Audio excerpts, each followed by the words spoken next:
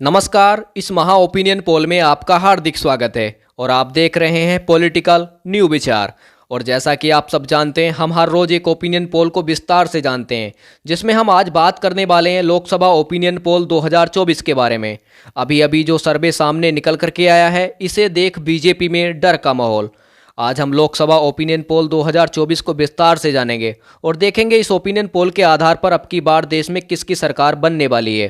क्या अब की बार तीसरी बार देश के प्रधानमंत्री नरेंद्र मोदी बनेंगे, या फिर अब की बार राहुल गांधी देश के प्रधानमंत्री बनेंगे, या फिर अन्य कोई नेता देश का प्रधानमंत्री बनेगा। और मैं देश की जनता से पूछना चाहता हूं कि अब की बार देश की जनता किसे सौंपेगी सत्ता। क्या अब की बार देश का प्रधानमंत्री नरेंद्र मोदी को देखना चाहते हैं या फिर राहुल गांधी को देखना चाहते हैं? कमेंट करके ज़रूर बताएं, क्योंकि लोकतंत्र को मजबूत बनाने के लिए जनता की राय महत्वपूर्ण होती है। इसलिए कमेंट करके अपनी राय ज़रूर दें। चलिए इस ओपिनियन पोल को विस्तार से जानते हैं, जो अभी अभी महा ओपिनियन पोल सामने आया है, और देखेंगे कि किस पार्टी को कितनी सीटें मिलने का अनुमान है। और इस सर्वे के अनुसार हम अनुमान भी लगा सकते हैं कि अब की बार देश में किसकी सरकार बनेगी। इसलिए वीडियो को अंत तक जरूर देखें। चलिए वीडियो को शुरू करते हैं, जिसमें हम देखेंगे सबसे पहला राज्य, जिसका नाम है उत्तर प्रदेश। चलिए मैं थोड़े से आपको मोटे मोटे आंकड़े बता देता हूं कि देश में कुल लोकसभा की 543 सीटें हैं और किसी भी पार्टी को पूर्ण बहुमत की सरकार बनाने के लिए 273 या उससे अधिक सीटें जीतने की आवश्यकता होती है। चलिए दोस्तों वीडियो को शुरू करते हैं और अभी अभी आए ओपिनियन पोल को विस्तार से समझते हैं। और यदि आप चाहते हैं कि अब की बार केंद्र में महागठबंधन की सरकार बने, तो वीडियो को लाइक करके चैनल को सब्सक्राइब जरूर कर लें और अपने दोस्तों में वीडियो को शेयर भी करें। चलिए हम सबसे पहले राज्य की बात करते हैं, जिसका नाम है उत्तर प्रदेश। उत्तर प्रदेश में लोकसभा की कुल 80 सीटें हैं। आमतौर पर ऐसा माना जाता है कि जो पार्टी उत्तर प्रदेश जीत जाती है, वही पार्टी केंद्र में अपनी सरकार बनाती है। लेकिन अब की बार आंकड़े कुछ उल्टे होते नजर आ रहे हैं। उत्तर प्रदेश में अधिक सीटें कोई और लाने वाला है, जबकि केंद्र सरकार किसी और की बन सकती है। देखिए, उत्तर प्रदेश की 80 लोकसभा सीटों में से भाजपा को 45, जबकि महागठबंधन के खाते में 35 लोकसभा सीट जाती दिख रही हैं। यानी कि उत्तर प्रदेश में भाजपा का पलड़ा भारी रहने वाला है। लेकिन पूरे ओपिनियन पोल को देखिए और आपको पता चल जाएगा कि अब की बार उत्तर प्रदेश के आधार पर आंकड़े फेल होते नजर आ रहे हैं। अगला राज्य आता है बिहार। बिहार में कुल 40 लोकसभा सीटें हैं। यहाँ पर भाजपा के खाते में 14, जबकि महागठबंधन के खाते में 26 लोकसभा सीट जाती दिख रही हैं। यानी कि बिहार में महागठबंधन को बहुत ही अधिक फायदा होने वाला है। चलिए इसके बाद अगला राज्य आता है हरियाणा। हरियाणा में लोकसभा की कुल 10 सीटें हैं। यहाँ पर भाजपा के खाते में 4, जबकि महागठबंधन के खाते में 6 लोकसभा सीट जाती दिख रही हैं। यदि हम बात करें पंजाब की 13 लोकसभा सीटों में से भाजपा के खाता खुलने की कोई संभावना नहीं है, जबकि महागठबंधन के खाते में 5 और अन्य दलों के खाते में 8 लोकसभा सीट जाती दिख रही हैं। यानी कि पंजाब राज्य में भाजपा की लुटिया डूबती नजर आ रही है। यदि हम बात करें गोवा की 2 लोकसभा सीटों में भाजपा और महागठबंधन के बीच बहुत ही करीबी मामला देखने को मिल सकता है। गोवा की 2 लोकसभा सीटों में से भाजपा और महागठबंधन के खाते में 1-1 लोकसभा सीट जाती दिख रही है। चलिए इसके बाद अगला राज्य आता है असम।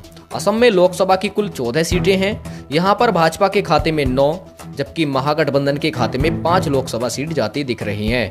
यदि हम बात करें छत्तीसगढ़ की 11 लोकसभा सीटों में से भाजपा के खाते में 5, जबकि महागठबंधन के खाते में 6 लोकसभा सीट जाती दिख रही हैं। इसके बाद अगला राज्य आता है तमिलनाडु में लोकसभा की कुल 39 सीटें हैं। यहाँ पर भाजपा के खाते में 13, जबकि महागठबंधन यानी इंडिया के खाते में 26 लोकसभा सीट जाती दिख रही हैं। यदि हम बात करें केरल राज्य में लोकसभा की 20 सीटें हैं। यहाँ पर भी भाजपा के खाता खुलने की कोई संभावना नहीं है, जबकि महागठबंधन के खाते में 12 और अन्य दलों के खाते में 8 लोकसभा सीट जाती दिख रही हैं। यानी कि केरल राज्य में भी भाजपा की लुटिया डूबती नजर आ रही है। चलिए अब हम बात कर लेते हैं तेलंगाना राज्य की। तेलंगाना राज्य में लोकसभा की कुल 17 सीटें हैं। तेलंगाना की 17 लोकसभा सीटों में से भाजपा के खाते में 4, जबकि महागठबंधन के खाते में 13 लोकसभा सीट जाती दिख रही हैं। यानी कि तेलंगाना राज्य में भी कांग्रेस का महागठबंधन का पलड़ा काफी भारी रहने वाला है। चलिए दोस्तों, इसके बाद अगला राज्य आता है मणिपुर में लोकसभा की कुल 2 सीटें हैं। दोस्तों, मणिपुर की 2 लोकसभा सीट महागठबंधन के खाते में जाती दिख रही हैं। यहाँ पर भी भाजपा के खाता खुलने की कोई संभावना नहीं है। यदि हम बात करें मध्य प्रदेश में लोकसभा की कुल 29 सीटें हैं।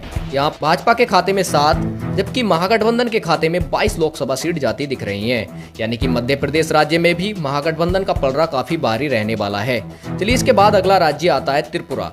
त्रिपुरा में लोकसभा की कुल 2 सीटें हैं। त्रिपुरा की 2 लोकसभा सीटों के बीच भाजपा और महागठबंधन के बीच कड़ी टक्कर देखने को मिल सकती है।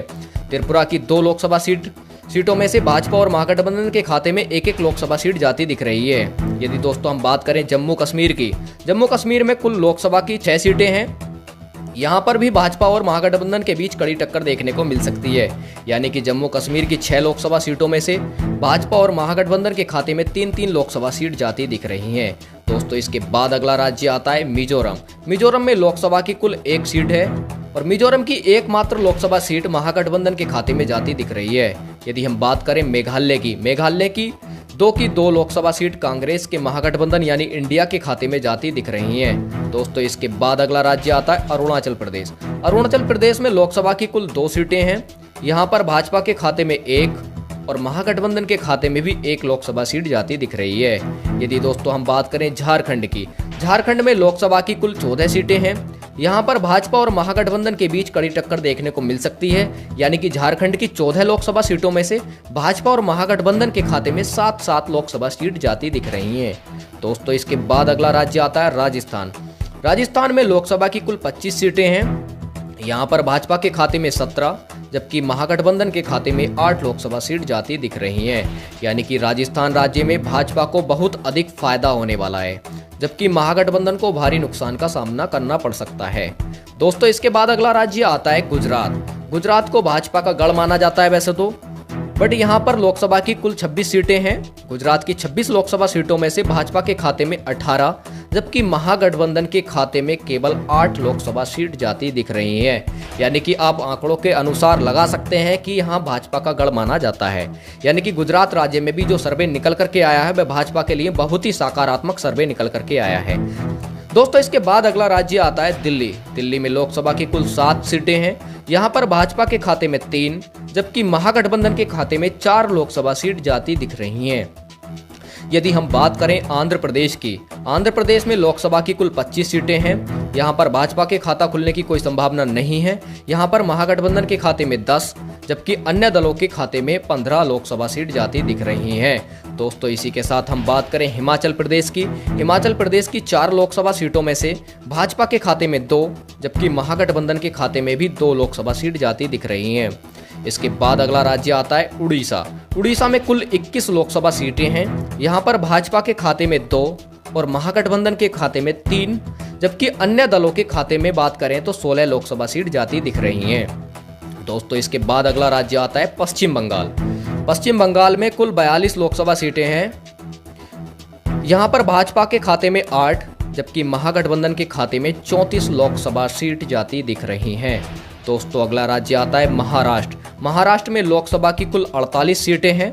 यहाँ पर भाजपा के खाते में 16 जबकि महागठबंधन के खाते में भाजपा की 2 गुनी सीटें यानी कि 32 लोकसभा सीट जाती दिख रही हैं। यानी कि महाराष्ट्र राज्य में भाजपा को भारी नुकसान का सामना करना पड़ सकता है, जबकि कांग्रेस के महागठबंधन को बहुत ही अधिक फायदा होने वाला है। दोस्तों इसके साथ ही यदि हम बात करें केंद्र शासित प्रदेशों की, केंद्र शासित प्रदेशों में लोकसभा की कुल 7 सीटें हैं। यहाँ पर भाजपा के खाते में 3 जबकि महागठबंधन के खाते में 4 लोकसभा सीट जाती दिख रही हैं। यदि दोस्तों हम ऑल ओवर इंडिया यानी कि लोकसभा की 543 लोकसभा सीटों के बारे में बात करें तो यहाँ पर भाजपा के खाते में 204 और महागठबंधन के खाते में 286 जबकि अन्य दलों के खाते में 53 लोकसभा सीट जाती दिख रही हैं। यदि हम बात करें इस ओपिनियन पोल के अनुसार तो यहाँ पर कांग्रेस बढ़त बनाए हुए है और इसी के आधार पर कांग्रेस अपनी पूर्ण बहुमत की सरकार बना सकती है। और आपकी क्या राय है, अब की बार केंद्र में किसकी सरकार बनेगी, कमेंट करके जरूर बताएं।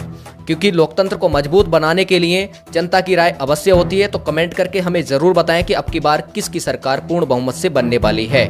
और आप देख रहे थे पॉलिटिकल न्यू विचार। ऐसे ही नए नए अपडेट पाने के लिए हमारे चैनल को सब्सक्राइब जरूर कर लें और साथ ही साथ बेल आइकन को भी प्रेस कर दें, जिससे अगली वीडियो का नोटिफिकेशन आप तक पहुंचता रहे। धन्यवाद।